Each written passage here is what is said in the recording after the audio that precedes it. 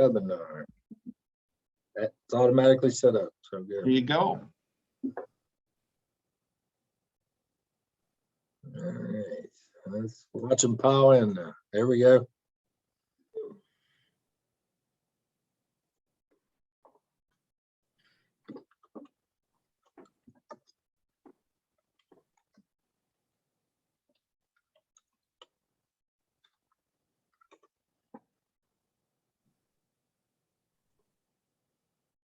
So when we have questions, would you like to be paused in the middle, or do you want to just wait till the end for any questions?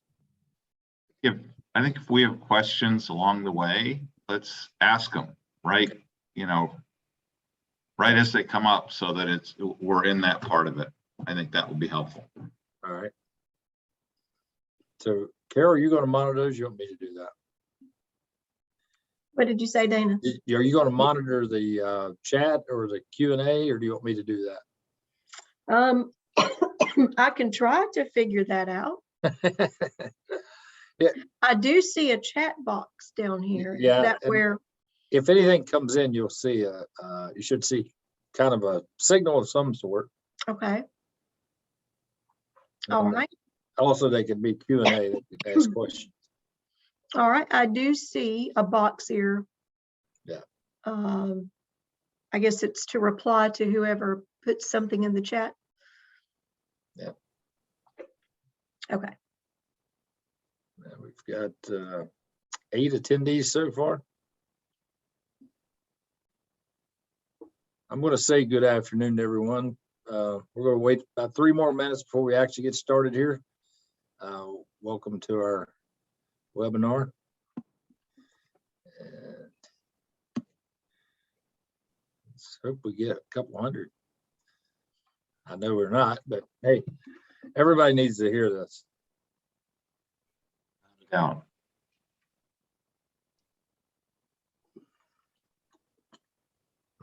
I don't know who the Working Forest is, but I love that name. Yeah.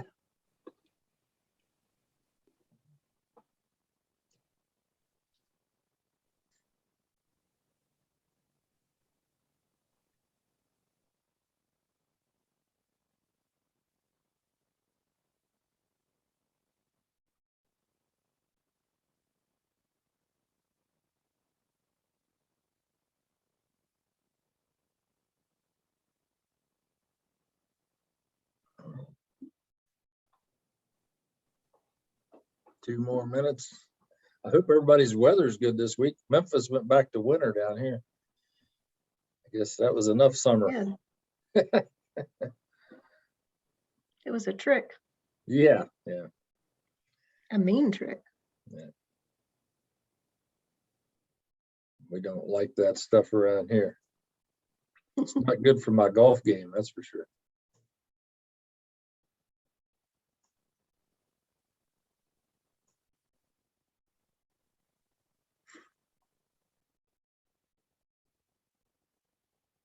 I've got 12 attendees now. 1 more minute.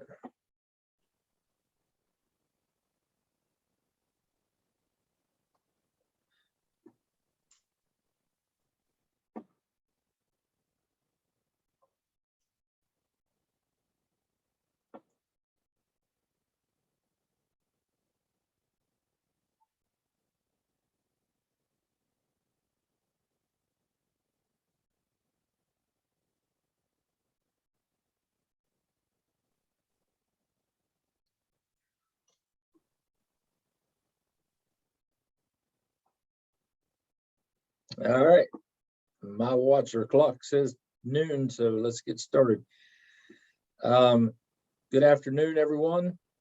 Welcome to the webinar today, presented by Scott Ellsworth. And my name is Dana Spessert. I'm the Chief Inspector in the, come on, what else am I?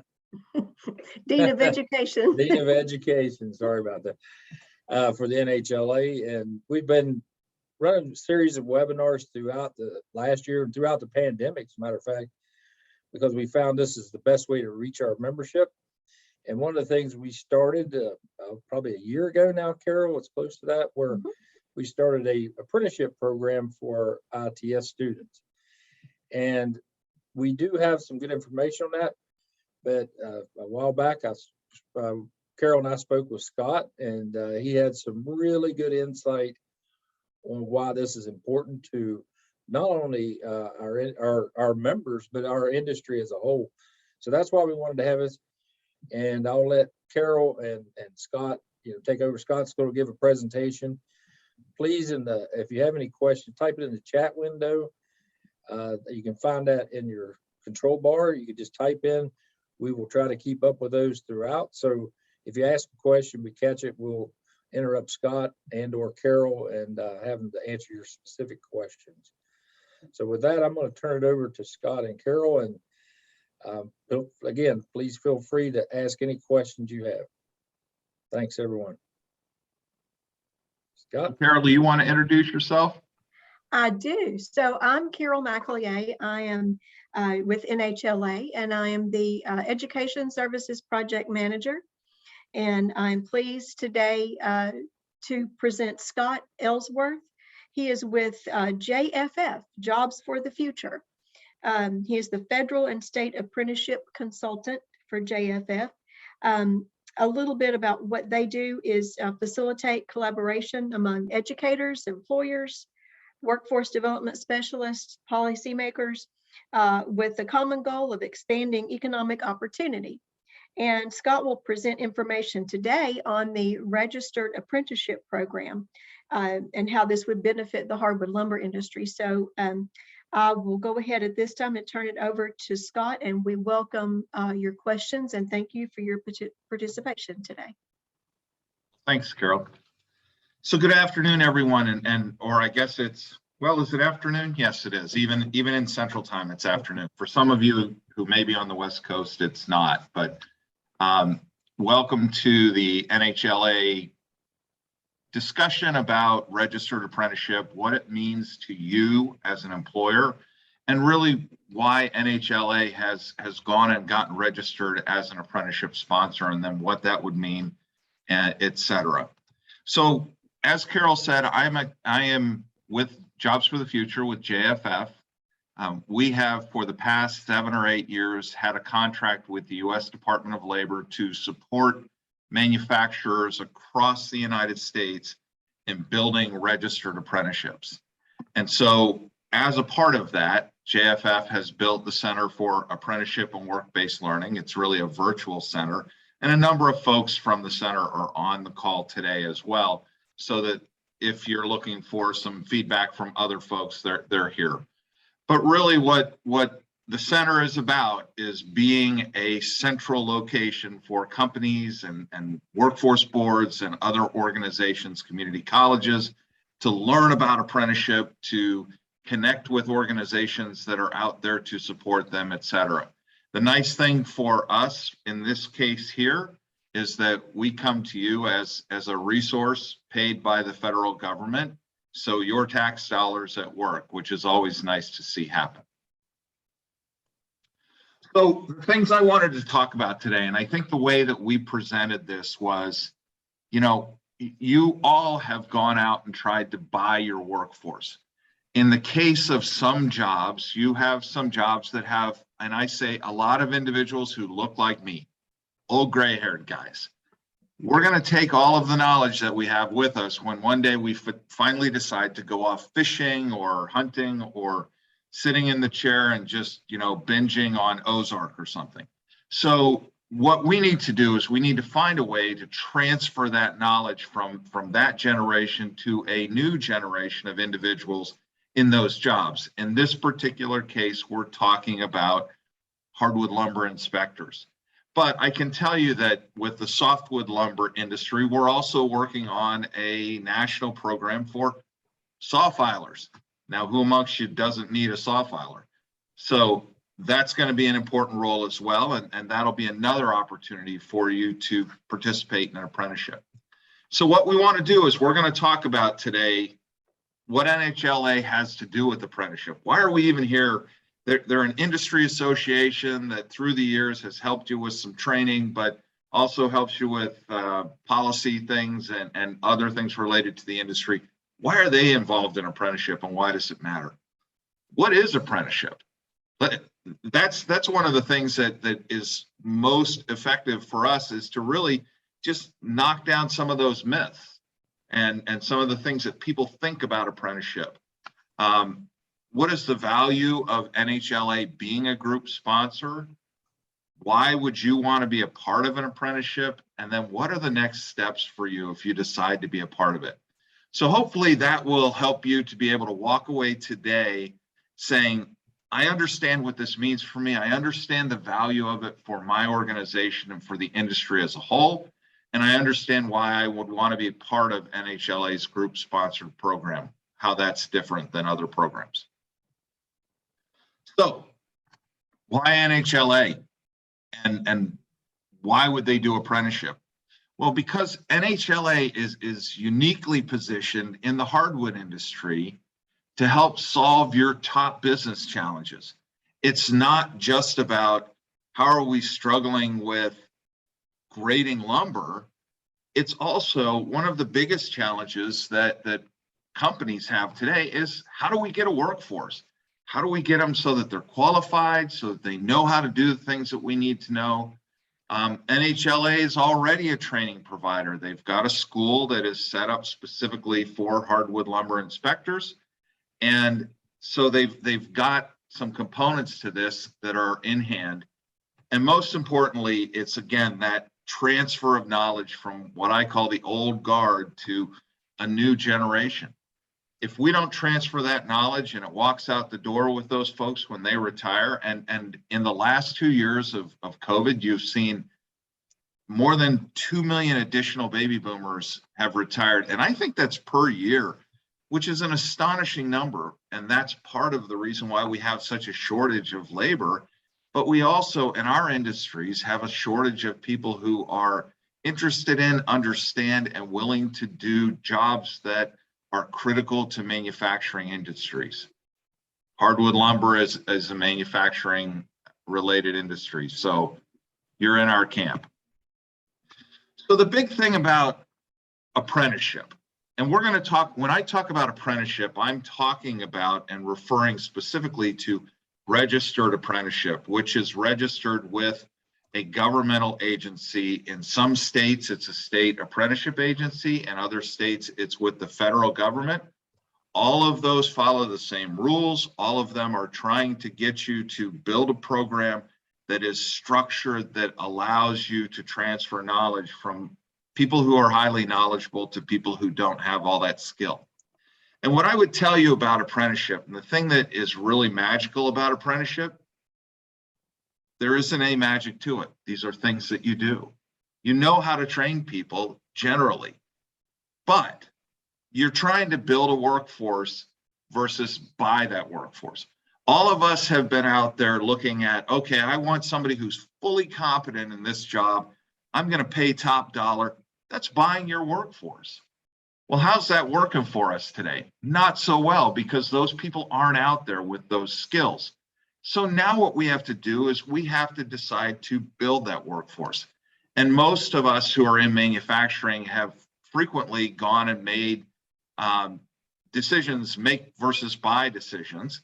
You know, when is it better to make something or to build it versus when is it better to go ahead and to buy something? And Carol, there are a couple of questions up in the Q&A if you want to check what those are and make sure that I don't run past where people are asking things. Sure. So it's that idea of how do I create that workforce that I need, as opposed to just counting on the system, or worse yet, stealing from my competitors, because my competitors are running out of people that are qualified as well. So just stealing from each other, or as we love to call it in manufacturing, poaching, is not an effective strategy for getting skilled workers into your place. So I can boil apprenticeship down for you into this single soundbite. And that is that apprenticeship is a highly effective tool for building a skilled workforce. One other thing that I would say about apprenticeship, it's highly structured as well. And that's the magic of this. Most businesses train in the way that I've got 30 years running manufacturing companies. I'll tell you how we generally trained. And a friend of mine who's on this call today said, you follow Joe around. Well, following Joe around is not super effective unless Joe is a great trainer and Joe knows all of the things that have to happen. Because usually the way that works in our industries, and probably in most other industries, in the lack of structure, what we do is we say, hi, Carol, welcome aboard. It's your first day. I'm going to introduce you to Dana. He's my best operator. Stick with him. He'll teach you everything you need to know. And that lasts for a few days. But then Dana gets pulled off to something else. And next thing you know, Carol's on her own, just learning this as she goes. That's not an effective way of transferring knowledge, and it's not an effective way of building your workforce. So with apprenticeship, we structure it so that you have what you need and you've developed a timeline and a listing of these are all the components that somebody needs to learn to be fully competent in that job. This isn't about somebody just sitting in a job. This is about somebody being fully competent to do the job. And there are a number of things that we could talk about with time-based programs, hybrid programs, and competency-based. All of that is something for another day because really the program that NHLA has got is already defined. So this is that discussion about what is apprenticeship. Apprenticeship is that highly structured and experiential approach to building your workforce. Experiential, what does that mean? Well, experiential means you go out and you're doing it. But it's not good enough to just stick you with Joe and say, do this, if you don't understand, why do I do it? Why am I doing certain things in my job? Why do I need to lock out an electrical panel before I work on electrical? Well, the problem there is that you'll get killed if you don't. We need to be telling people what that is, and that's that theoretical side. And so the apprenticeship is really about building both of those components. It's theory and practice. Why do I do what I need to do? And how do I do it? And practicing doing it under the tutelage of somebody who's been there for a period of time. Does that mean that individual has to stand over and lord over that individual day after day after day for every moment of the day, and that you have two people doing the job of one? It does not mean that. It means that there's somebody there who is keeping your apprentice safe, who is teaching your apprentice what they need to know, and who is making sure that that apprentice is getting the practice that they need on the theory that they've learned in their related instruction. So hopefully that's all clear. So let's talk about what makes a registered program, because these are not things that are new to you as an employer. You understand about theory and practice, and you do some of those things in-house. And some of you may even have very, very structured programs and you're able to follow that on a regular basis. My experience tells me that most of you don't. Most of you want to do this, but we don't, because things get in the way, like the panic of today's deliveries, or having to answer to a customer for a quality issue, or on and on and on, the other things that are problems for us as businesses. Training is not always the top of the list. So let's talk about the 5 components. The first and most important component of this is that an apprenticeship is a job. It requires a business to be involved. A school can't do this on their own. NHLA couldn't say, we have an apprenticeship, if you as employers aren't willing to sign on and to hire those individuals and to pay them their wages. So an apprenticeship is a job. That's the most important component. The second and third, we've already talked about a little bit, and that is that theory and hands-on component. So on-the-job learning and theoretical learning. Theoretical does not have to mean in the classroom. You can do a lot of this on the shop floor. It could be virtual. It could be at a community college. It could be at your career tech center. It could be any number of places. The fourth, and this is where it starts to really benefit apprentices, And a lot of times we as businesses, we start to freak out about this. But what I'm going to tell you is the idea of rewarding for skill gain is what makes an apprenticeship valuable to an apprentice.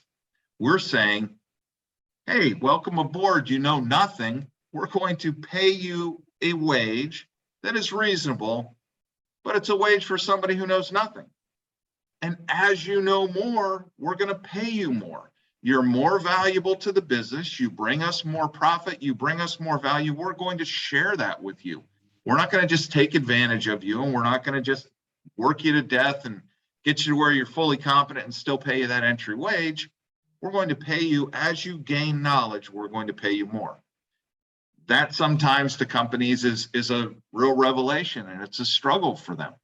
But I can tell you that it really engages individuals in their own training. And we'll talk about that when we get to the benefits to the apprentice. And then the fifth and final component, and this is what makes a registered apprenticeship so important, is that it results in a nationally recognized credential. Now you may say, oh gosh, as soon as my people get those credentials, they're going to bail out on me.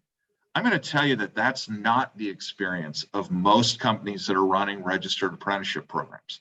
Most companies that are running registered apprenticeship programs see 90+% retention on people that they've trained. And that's because they have put significant effort into those individuals. They have shown the individuals, here's what it takes to progress. The individual has progressed, they've paid them more, and all of those things. The other thing is, and I always share this, and it's kind of funny because I show my age, there used to be a Doritos commercial. Munch all you want, we'll make more. If somebody leaves, train another one. You've got a process for being able to do that. So don't be afraid of your people moving on. It's good for the industry as a whole. And it's not going to be a problem for you because you know how to do it. You know how to train people. You have a structured process to do it. Will it hurt a little bit? Sure. But it's not the end of the world, and we don't need to fear that. So is apprenticeship a fad? I mean, certainly you're hearing a lot about it. The government has put a lot of money around it and has supported a number of organizations to grow apprenticeship here in the United States. I'm going to tell you that no, it's definitely not a fad, because employers are starting to realize that this allows us to draw from a much broader cross-section of society. People that today we wouldn't even touch or we wouldn't even consider because they have no knowledge of our industry or no experience. So that can be people who are underserved, that can be people that are second chance coming out of prison who have not had experience in our industry. We're now able to look at them and say, could you be a part of my apprenticeship program? Do you have the ability to learn? And a friend of mine used to say, it takes a stack of 100 resumes that we typically would boil down to about 3 that were qualified. And instead, it takes another 90 of those and puts them into the qualified, because now you're looking at individuals who are qualified to learn. You're not looking for somebody who knows the entire job, because you're going to teach them the job. So are they qualified to learn? And oh, by the way, I'm not paying them top dollar day one. So you're not out a bunch of money. You're getting some value out of them. You're paying for that value. And as they become more valuable, they get more money. So it's this idea of both the employer knows what needs to happen and the employee or apprentice knows what needs to happen. So there's no better way to really get people engaged than to tell them, here's exactly what you need to do, and here's what the plan is. The other thing is that apprenticeship is a really flexible tool. Any company can modify an apprenticeship to work for them. It doesn't have to be, the hands-on experience doesn't have to be 100% exactly the way that it's defined. You can do some redefinition of that in working with your sponsor, which is, in this case, NHLA. And so companies think, oh, you're going to just jam down my throat exactly what you want me to do. Not at all. If you need to make changes to this program to work for you, it'll work for you. And we're specifically today talking about NHLA's group sponsored program. We're not talking about if you want to be a sponsor of your own program, which you can be, and JFF could help you with. But in the case of Hardwood Lumber Inspectors, it doesn't make sense to go somewhere else because all of the resources you need are here at NHLA. So what do you get as an employer from an apprenticeship program? I mean, what is it that is valuable to you? Well, here is that retention number, the 91% of apprentices staying in a job where they receive training. That's an astonishing number. I don't know how many of us in manufacturing can claim a 91% retention number. Most companies that have apprenticeships would recommend apprenticeships. For every dollar you're spending, you're getting payback. This is where you're gaining value. Each of these individuals is worth more as they get more skill. Your employees are better trained. Now, if that's not something that's a great marketing tool to be able to say, look, I have a structured way of training my employees and they are better trained than other companies' employees, I don't know what is. Particularly when you're a company that is directly customer facing, you can talk about and prove the quality of your individuals by sharing all of the journey worker certificates and things like that with them. I always say to individuals, if you're going to a car dealership to get your car fixed and you look up on the wall and there's certifications for engines and transmissions and drivetrains and all of the other things that go with that, you feel better about taking your car to that car dealership. If they don't have any of that, you're kind of like, well, did they just get 5 people off the street today? Or do they have the skills that they need to take care of my $25,000, $50,000 car? You're putting something very expensive into the hands of somebody who's untrained, potentially. In this case, you know that they've been trained and you're able to say, we have this in our business. And then finally, it helps you with recruiting. What I would tell you is that some companies have really said the best thing about the apprenticeship for me is that when I walk into a high school, and everybody likes to get high schoolers because you want to get them before they have bad habits. So when I walk into a high school and I have an apprenticeship program and I'm able to say your starting wage is here, your finishing wage is here. If you learn A, B, and C, we're going to pay you this. And oh, by the way, you're going to learn A through Z. It's very structured. We're never going to stop until you've learned all of it and you're competent in all of it. Students look at that and go, oh, this isn't just a job. This is part of a career. You're going to invest in me. And in many cases, apprenticeships, their related instruction has been, I hate this word, articulated to, and that's a school word, has been articulated to credit at for-credit colleges, community colleges, etc. And so that's a way for them to earn some credits and continue to grow in their experiences and grow in what they can do for your business. So what we're trying to build here with apprenticeship is a continuous learning culture in your company. You want your individuals not to come in and be satisfied that I'm just going to sit in this job for the rest of my life. You want them to be looking at this as I can grow, I can learn more. I want to be someday the boss. You want them to desire that because they're going to work harder for you.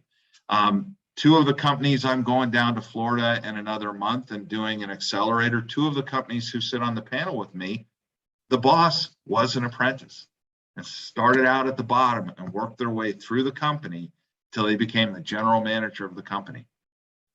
That's something that you can sell to high school students. And mom and dad don't get as freaked out about sending somebody into manufacturing when they understand that there's a career ahead of somebody and not just a job day after day. So why does an apprentice care? Well, we talked about a lot of this, and that's this idea of wage increases and the structured training and knowing what you're going to learn. The thing about wage increases, and I say this to employers all the time, Who amongst us wouldn't want to know exactly what we had to do to get a raise? Instead of it being something that we're saying, well, I hope that I did all the right things for my boss to give me a raise. Instead, my boss has told me I need to learn A, B, and C, and I need to be competent in those to get a raise. And here's what the raise will be. That's pretty good incentive to want to go and learn things. And it's also a great incentive to make sure that something doesn't get missed or forgotten. If Carol's keeping me from getting a raise because she forgot to teach me something, I'm going to ask for that. And so we're both engaged in that learning process. We're both a part of it. Again, it's that portable industry recognized credential. A lot of value in that. If they move across the country, they have something to take with them that's every bit as good as a college diploma, because people know that they've been through a structured program. The access to mentoring and coaching, I can't tell you how valuable that is, because so frequently the mentoring that happens at a company is informal. So they don't know, who do I go to ask these questions, and who do I get more information from, and who's going to keep me safe and keep me from doing something really dumb and hurting myself? Well, it's good to have a mentor and somebody there who's going to help you. And then finally, again, it's that continuous learning culture. We want to be sure that individuals who come on board are always wanting to be learning more. That's the way that a company really progresses and excels. So what do we think of when we think of apprenticeship? I always share this slide because some of my favorite apprenticeships are on here. I mean, shoe cobbler. That's one of the best. It's been around for, I don't know, for forever maybe. Jedi Knight. Who doesn't want to serve as an apprentice as a Jedi Knight? I mean, look at it. It's just a great role. But tool and die maker and millwright and carpenter, those are all things we think of as traditional apprenticeships. And so frequently we as businesses will go, well, apprenticeship doesn't apply to us because we don't have those jobs. Well, apprenticeship is so much more than that. There's not a role that has a skill that can't be apprenticed. If we look at, and we frequently, people will say, oh, apprenticeship is just, you know, that's something for people who are just low skilled workers. I'll tell you that the most difficult job I can think of is brain surgeon. And what does a brain surgeon do? Well, they have a job. That's component one. They get related instruction by going to college and learning at medical school. That's number two. They learn on the job by having a residency. That's their experience, working under a mentor. Another brain surgeon is there to make sure that they don't mess up your brain when they're working on you. They get progressive pay. The longer they've been working on people and doing brain surgery, the more money they make. And finally, they end up with a nationally recognized credential, which we call an MD. So if it's good enough for a brain surgeon, it's good enough for any one of these other jobs that I show up here. Cyber, working on a farm, lumber inspector, it's right there in front and center. So those are roles that today are apprenticeable. So don't get into this mindset that only those shop floor entry-level type jobs are apprenticeable. So let's talk about NHLA and group sponsorship, etc. So what group sponsorship is versus individual sponsorship is that an individual sponsor means that your company would go and work with either the state agency or the Office of Apprenticeship out of the feds and would build your own apprenticeship, and you would sign standards and you would talk to the regulatory agency, and you would be the one who was responsible for all of that communication and all of that paperwork. With group sponsorship, there's a third-party organization that takes on that burden and that role. Is it hard to do an apprenticeship? No. Is it hard to do an apprenticeship if you don't do it every day? Sure it is. It's just like anything else. You can't build cabinets without the right tools or experience. If you know how to do an apprenticeship, it's pretty quick and easy to do. Well, what a group sponsor program is, and NHLA serves as that group sponsor. NHLA is taking on all of the things on the left-hand side, all of the understanding the standards and communicating with the agencies and making sure that you're doing what you said you're going to do and monitoring the program. What do?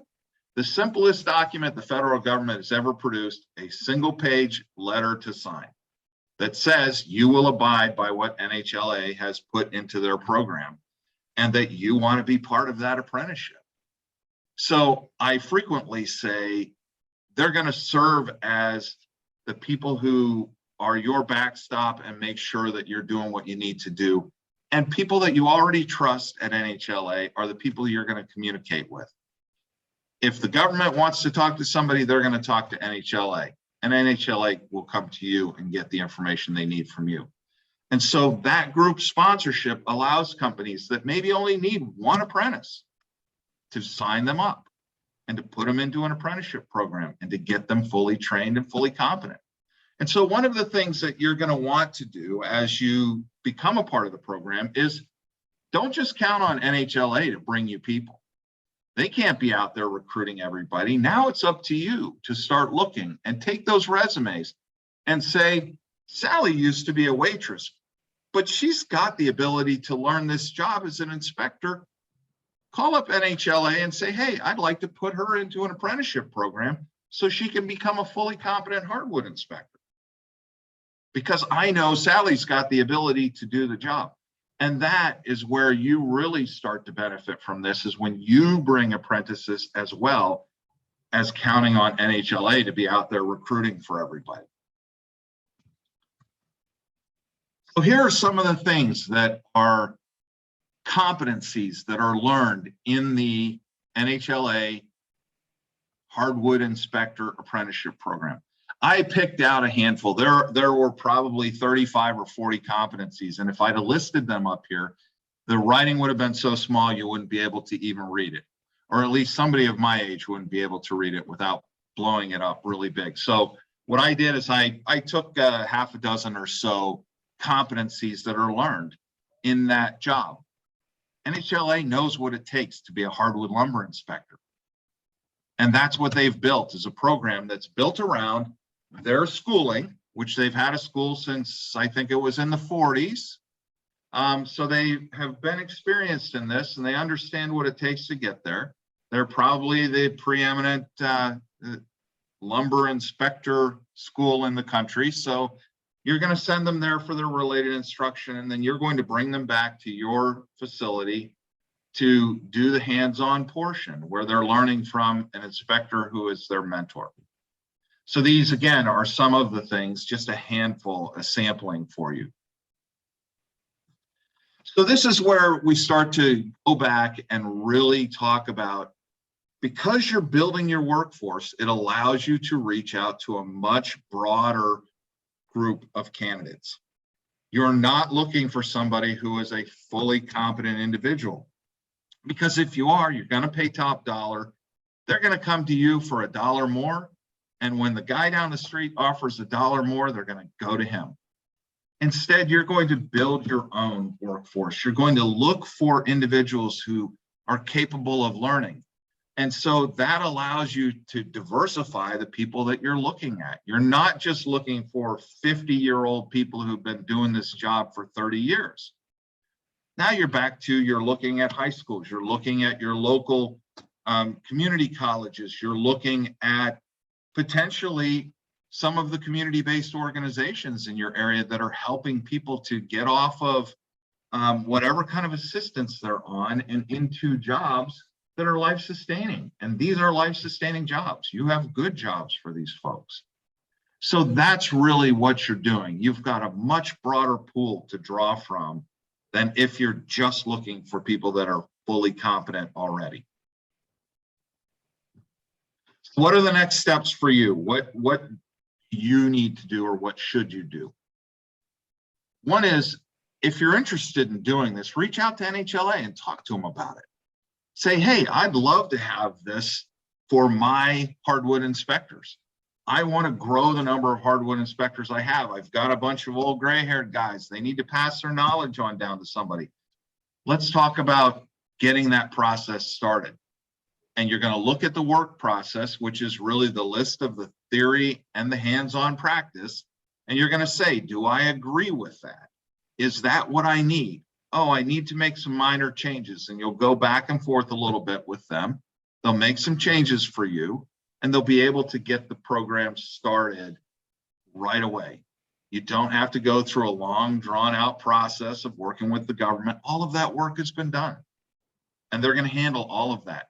You're working with a trusted group that you've already worked with and that most of you are probably members of. So you're going to sign a single page, one-page document. You'll never get an easier document than this to sign. You're going to provide your basic wage progression. You're going to say, and that is secret to you. You do not have to share that with the whole industry. The Hardwood Lumber Association is not going to post your pay progression out there on their website. This is just so that they know that you've got a pay progression and they can check in occasionally that you're living up to your commitment, doing just what you said you're going to do. Then you provide that on-the-job learning to your apprentices when they come back. When they're done, you celebrate, you enjoy having a great workforce, and we all live happily ever after, right? Okay, well, as you see, I threw it in there because it's a little fun to say. I know that's a little overboard. We don't live happily ever after because there's other issues that we have to deal with. But this starts to deal with your workforce issues and helps you to be able to not have problems there. So the first thing you want to do is reach out to NHLA. If you want to talk more about apprenticeship and you want to talk specifically about how it impacts you, you can reach out to me at JFF. I'll hook you up either with one of our other subject matter experts, with myself. We have a whole bunch of people who are smarter than I am. I'm just the handsome one in the group is what I like to say. So what I'm trying to do is to bring this message to you that this is a valuable way for you to grow your workforce. I will tell you that I'm working with the softwood lumber industry on a saw filing apprenticeship. Now that is another occupation that I know all of you are struggling with. And as we get to that, we're going to not just have inspectors, we'll have saw filers that we can apprentice as well. And so we'll use this same technique to be able to pass on knowledge there from a bunch of old gray-haired guys to folks who are much more diverse and look a lot more like society that will be good for your business for the long term. So from that, I know that there's some questions there, Carol, and you didn't interrupt me, so they must all be able to wait to the end. Why don't we talk about those questions? Well, the one question we had was, can the slides from today's presentation be emailed for viewing later? Yes, they can. And I think that it's also been recorded so that if somebody, just is dying to hear my voice again, it will be out there for you to be able to do that. Right, what else good. have we got? Carol, you can ask him the other question on the chat. Okay, the next one is, there were a list of questions someone had, but said Scott has answered them all during the presentation. No, I think it's more about where do we apply for the JEDI apprenticeship? Oh, well, that was in the chat. Yeah. You would, for that one, you've really got to be able to find the right people. If something shows up and says, help us, Obi-Wan, you're our last hope or something, then you're okay. You'll be able to apply at that point. We'll send you on to Jedi school, but don't worry. That one's a very big secret. So Carol, do you want to let everybody know how to get a hold of you as well? Sure. So I can be reached by email if you want to email your questions about the apprenticeship program. That email address would be c.mcelya@nhla.com, and I will put that in the chat as well. Phone number is 901-399-7563, and that is my direct line. And I will put that in the chat now. So I can say after doing this presentation and getting better at it for the years, what used to take me an hour and a half to say only takes 40 minutes.